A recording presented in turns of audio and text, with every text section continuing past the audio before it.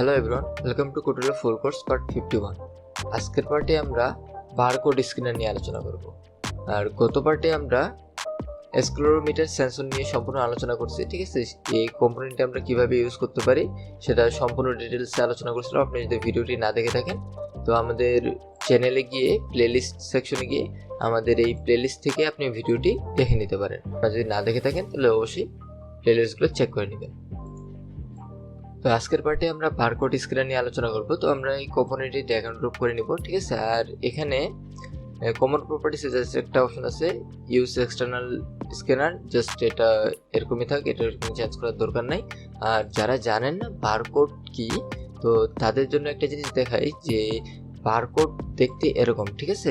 আমরা আমাদের যে খাতা ব্যবহার করি লেখার জন্য, সেই খাতার যদি আমরা পিছনে দেখি, তো আমরা খাতার পিছনে এরকম একটা কালো কালো দাড়ি দেখবো, ওটাই হলো বারকোড স্ক্যানার, ঠিক আছে।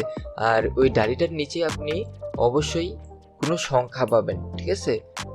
একটা সংখ্যা পাবেন, ওই সংখ্যাগুলোর ওর বারকোডই হলো এটা, ঠিক আছে। এটা যদি আপনি স্ক্যান করেন তাহলে নিচে যে সংখ্যাটা থাকে ওটা পাবেন, কিংবা নিচে যদি কোনো লেখা থাকে তাহলে লেখাটা পাবেন। যেমন আমি এখানে ওয়ার্ল্ড আইসিটি টাচ আমাদের এই চ্যানেলের বারকোড তৈরি করছি, ঠিক আছে। আপনি যদি এই বারকোড আপনার স্ক্যানার দিয়ে এই বারকোডটি স্ক্যান করেন তাহলেই ওয়ার্ল্ড আইসিটি টাচ লেখাটা আপনারা পাবেন, ঠিক আছে। তো এটা কিভাবে করবেন আপনার অ্যাপের মধ্যে, এটাই আমরা আজকে দেখব। আর এই ওয়েবসাইটটা হলো বারকোড স্ক্যানার জেনারেটর ওয়েবসাইট, ঠিক আছে। আপনি গুগলে লিখলে ওয়েবসাইট পাই যাবেন, এরকম আরও অনেক ওয়েবসাইট পাই যাবেন। তো আমরা এখন দেখব যে আমরা কিভাবে বারকোড স্ক্যানার আমাদের অ্যাপের মধ্যে ইউজ করতে পারি।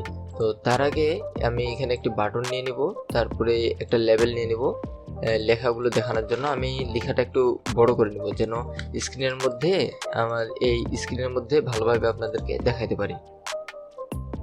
আপনারা এটা এত বড় রাখিয়েন না আবার, ঠিক আছে, অনেক খারাপ দেখাবে না হলে অ্যাপের মধ্যে। আমি জাস্ট বোঝানোর জন্য এটা এরকম বড় রাখতেছি। আর এখানে আমাদের barcode scanner drag and drop করা হয়েছে। এখন আমরা ব্লক সেকশনে চলে যাব। আর বাটন ওয়ান ক্লিক, যখন আমাদের বাটন ওয়ান ক্লিক হবে তখন আমরা এখানে বারকোড স্ক্যানার থেকে call barcode scanner dot do scan এটা সেট করব। আর এখানে দেখেন সেরকম কোনো কিছুই নেই, জাস্ট দুটো ব্লক কাজের, আর এগুলো তো কমন প্রপার্টিস, ঠিক আছে। এটা আমাদের কন্ডিশনের ক্ষেত্রে হয় যে আমরা রেজাল্ট পাইছি কি না সেটার জন্য, ঠিক আছে।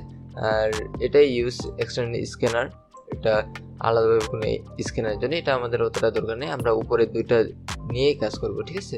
তো call barcode scanner do scan এটা আমরা নিয়ে নেব। এখন যদি আমরা বাটন ওয়ানে ক্লিক করি তাহলে আমাদের ক্যামেরাটা ওপেন হয়ে যাওয়ার কথা। এই যে দেখেন আমাদের ক্যামেরাটা ওপেন হয়ে গেছে, আর এইখান থেকে আমরা এখন স্ক্যান করতে পারবো। আর আপনাদেরকে যেটা বলছিলাম খাতার পিছনে আমাদের বারকোডটা দেওয়া থাকে, তো এই যে এটাই হলো আমাদের খাতার পিছনের বারকোড, ঠিক আছে।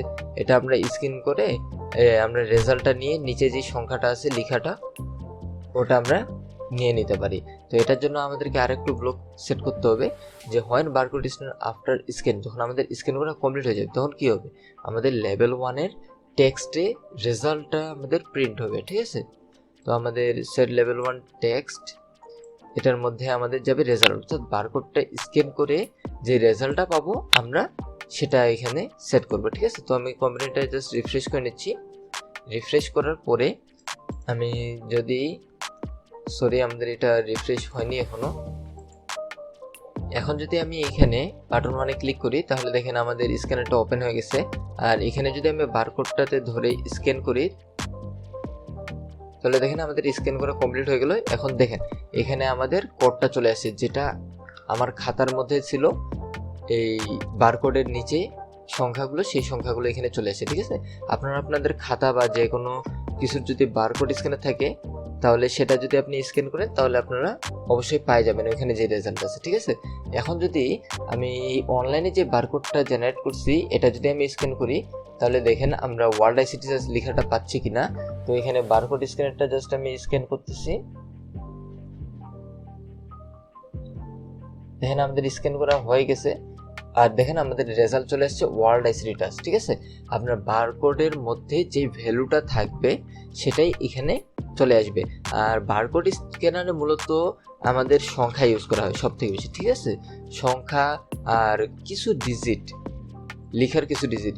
এখানে দেখবেন আমি এখানে যে সংখ্যাগুলো ইউজ করছি আর লেখার মধ্যে বারকোডের মধ্যে পার্থক্য দেখবেন। সংখ্যা বারকোড আমাদের কিন্তু ছোট হয়, ঠিক আছে, আমাদের বারকোডটা ছোট হয় যদি আমরা শুধু সংখ্যা ইউজ করি। আর যদি আমরা কোনো লেখা দেই, যেমন ওয়ার্ড আইসিটি টাচ, যেমন লেখাটা ছিল ওয়ার্ড আইসিটি টাচ, এখানে আমরা যেটাই দিছি এই লেখাটার জন্য দেখেন কোডগুলো অনেক বেশি হয়ে যায়, ঠিক আছে।